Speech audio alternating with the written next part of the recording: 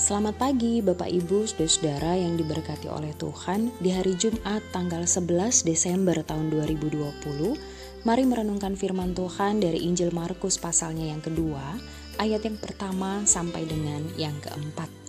Firman Tuhan berkata, "Kemudian sesudah lewat beberapa hari, waktu Yesus datang lagi ke Kapernaum, tersiarlah kabar bahwa ia ada di rumah.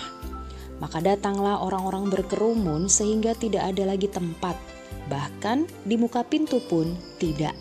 Sementara ia memberitakan firman kepada mereka, ada orang-orang datang membawa kepadanya seorang lumpuh digotong oleh 4 orang.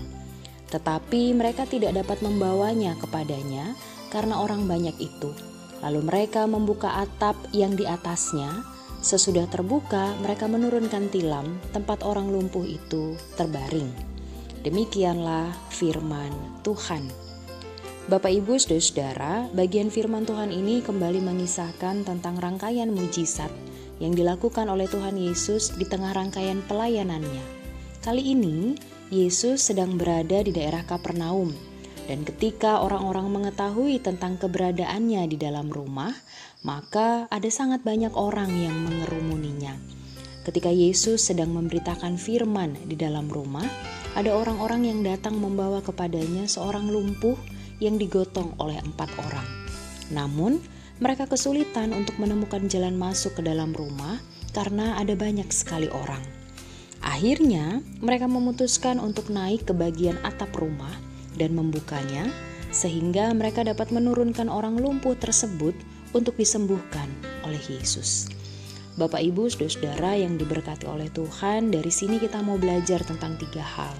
Yang pertama, sebuah keinginan yang besar harus ditopang juga dengan iman yang besar. Orang lumpuh ini harus beriman teguh kepada Yesus dan yakin bahwa Yesus pasti dapat menyembuhkannya. Bapak Ibu Saudara-saudara, iman memegang peranan penting dalam hidup orang Kristen, karena dari iman yang teguh akan menghasilkan hidup yang diberkati oleh Tuhan. Hal yang kedua, sebuah keinginan yang besar harus ditopang juga dengan usaha yang maksimal. Dari firman Tuhan kita lihat bahwa orang lumpuh ini tidak cukup jika hanya ingin sembuh, tapi juga harus mau berusaha meskipun resikonya besar. Demikian juga halnya dengan kita pada masa kini. Saat kita punya keinginan atau harapan, maka mari pastikan bahwa kita tidak hanya tinggal diam, tapi juga aktif untuk melakukan beragam usaha. Hal yang terakhir, sebuah keinginan yang besar harus ditopang dengan lingkungan sekitar yang mendukung. Orang lumpuh ini tidak akan dapat mengangkat dirinya sendiri ke atap rumah. Karena ada orang-orang yang dapat membantunya dengan baik, maka ia dapat digotong ke atas rumah serta masuk dari atap untuk berjumpa dengan Yesus. Dalam peristiwa ini, baik 4 orang yang membantu maupun orang yang lumpuh itu harus dapat bekerja sama dengan baik. Dari sini kita lihat bahwa bersinergi dengan sesama untuk melakukan suatu hal yang baik pasti juga akan membuahkan hasil yang baik. Bapak Ibu Saudara-saudara yang diberkati oleh Tuhan, mari memulai hari dengan iman yang kokoh kepada Tuhan serta mewujud nyatakannya dalam beragam usaha yang kita lakukan. Tuhan Yesus memberkati kita sekalian. Amin. Mari kita berdoa. Bapa kami yang bertata dalam kerajaan surga, terima kasih untuk pertolongan Tuhan dalam kehidupan kami.